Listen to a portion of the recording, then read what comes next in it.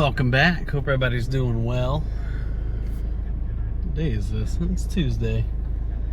'Tis Tuesday. Tomorrow was Wednesday, 1 July, and I'm going to head over to immigration tomorrow morning.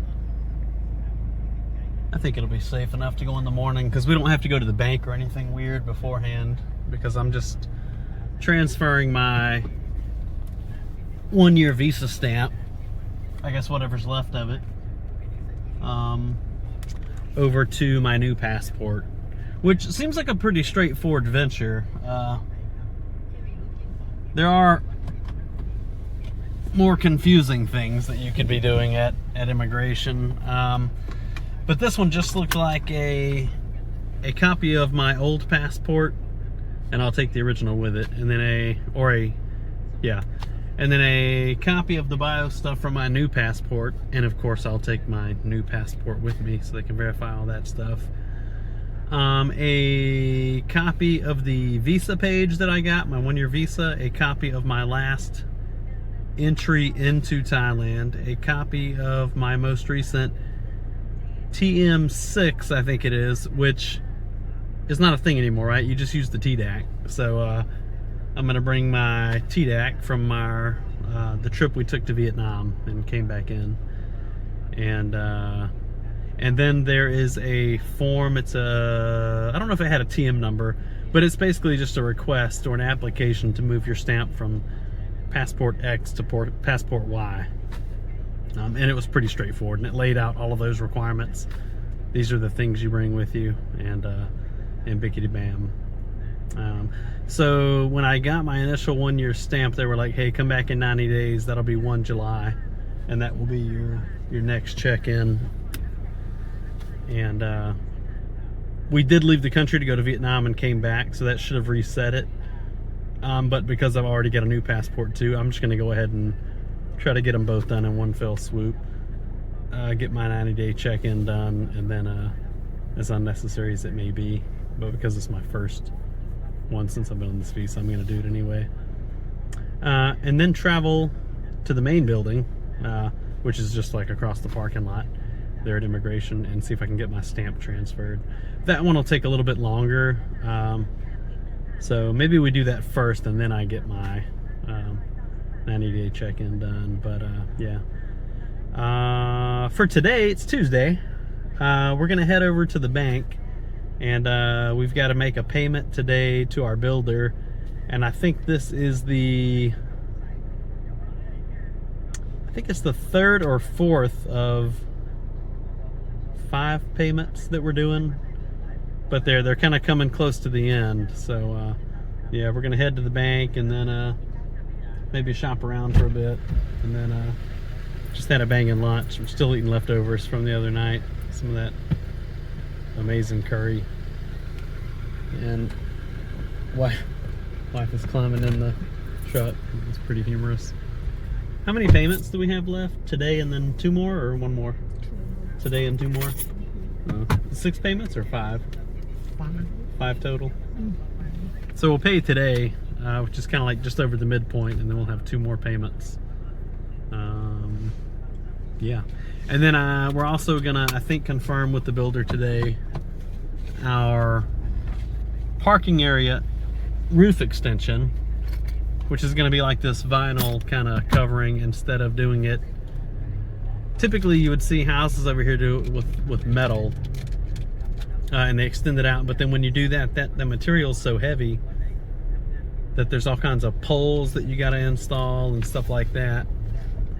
But with doing stamped concrete, you know, you got to think about, well, now those poles have to go through concrete that you're gonna be putting in fresh, so now you've got to like stagger projects and stuff. So we're gonna do this vinyl style, and he sent over the concept sketch or whatever that he did in his 3D rendering program, and I thought it looked okay. So we're gonna go with that, and it'll be a lot lighter, and it does let some sunlight through, so it's semi-transparent. But yeah, and they're supposed to be pretty durable, you know, withstand the heat and the sun and all that over here. And we're going to talk about the stamped concrete project. And so I think the total cost guesstimate, at least what wifey told me, was about 10 grand US to do stamped concrete. And that's a ton of concrete all the way around the house, except for like a foot or two on the left and right sides. Concrete and a shade. Concrete and a shade, right, for the front. Yeah. So the awning that will go out over the car park, and all of the concrete stamps. So 10,000 US. We haven't gotten any other estimates through other companies, but I think that's probably a fair amount to pay, because wifey said for our porch that we got built, with all the metal and the decking and all that, we paid about, of course I wasn't here for some of that, some of it I was, but would you say it was about 6 grand US? About what? For the porch?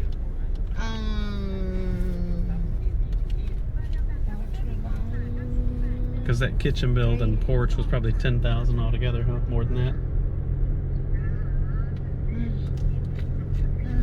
Yeah?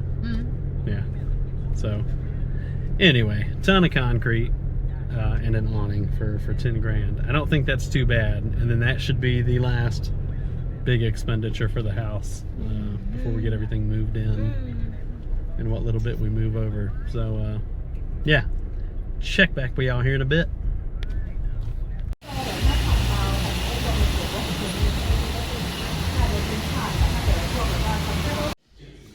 I think all of the doors might be back on. We're over here with the builder at the house today. วันนี้เดี๋ยวรอเขาโอ้วันนี้มันจะเสียเวลาพวกเก็บสีออกยิ่งงานสีใช้เวลาต้องค่อยๆเก็บรายละเอียดดีเทล Well, we got back from the house a little bit ago after meeting with the builder. But then we were like, what are we gonna eat for dinner? It's Tuesday. I don't think anybody's going out for dinner or anything, middle of the week and all, but there's a gas station up the street that has this little sandwich burger kind of food stall thing out beside it. They've also got a little kebab place, but we don't know if any of that's open. We assume it is, but we ain't got nothing going on. We're just living that slow life in Karat, as our friends would say. Retired on a holiday frolic. Anyway, we're gonna slide over there and see what kind of eats and treats we can find. And if it's all closed, then there's Goitiao over there too. Or there's, what did you say a minute ago? Kapow? You're gonna lie. Hume. Wifey ain't hungry, but I think I'm gonna get hungry later. It's 5 o'clock. I don't know what time they close down. I know. I imagine they'd stay open till it's a big dog. 1 month. See the balls on that thing? That thing had a sack of tennis balls swinging behind it. I think that one got loose the other day, and people complain about it. I'm not in the line application for the neighborhood, but Tick is. I think I was at one point, but I never got joined into like the group chat. So I don't know if they exclude the foreigners from that thing or what.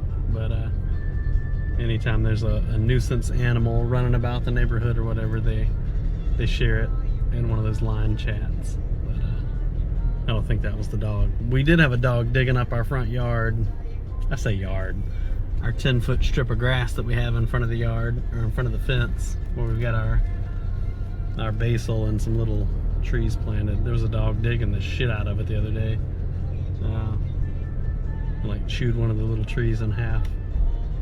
But such is life, I guess. I should put some, if I had more there that got messed up, I'd probably put some mouse traps around it or something.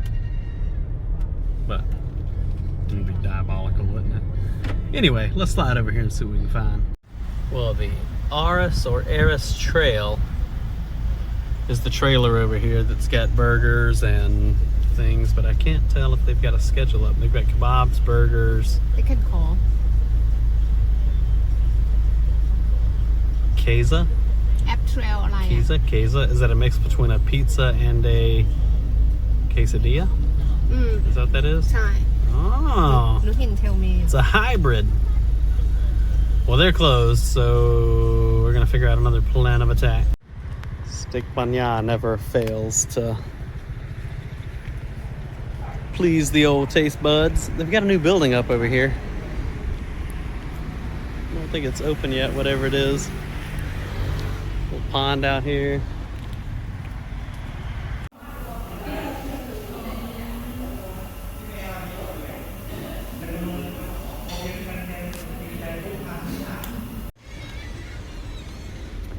Well, they've got some extra parking back here. I parked out on the street. But they're doing a lot. They've built this little pavilion here. There's a pond out there. There's some fish in it. And the bathroom used to be right up here on the left. It was closed one time for renovation, but I think there's another bathroom through there.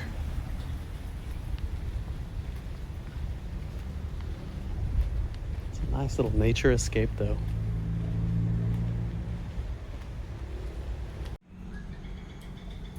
Just surrounded by nature.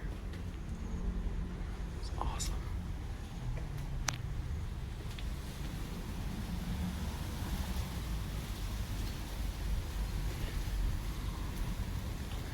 Yeah, this place is pretty good though. It's a tad off the beaten path, I would say. So unless you live around this area, I don't really know why you'd be passing through. But it's close to the Nong Pru neighborhood. Get back in here and see if we got anything coming to the table. Lots of building going on though. So there's also a ton of steaks here in the freezer. We're getting some of those before to take home.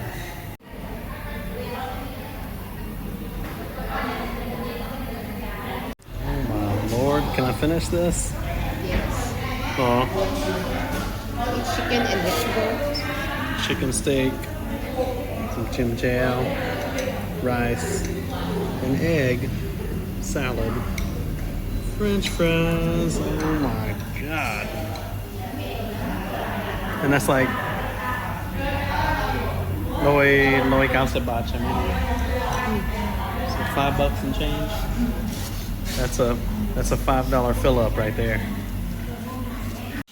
And wifey ordered a little Hawaiian pizza. Probably gonna take some of that to the house.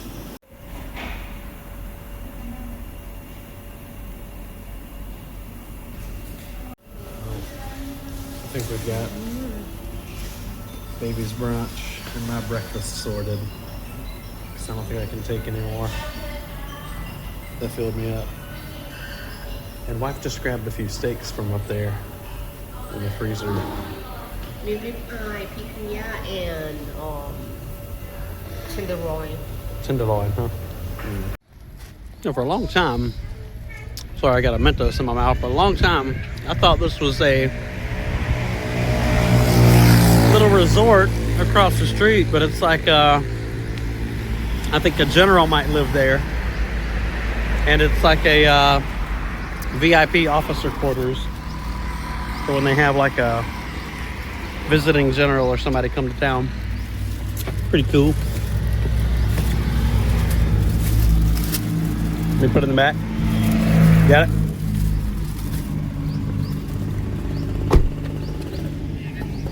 That's cool though. Very nice over there. If you look it up on Google Maps, they've got a big pool, bunch of buildings. Oy.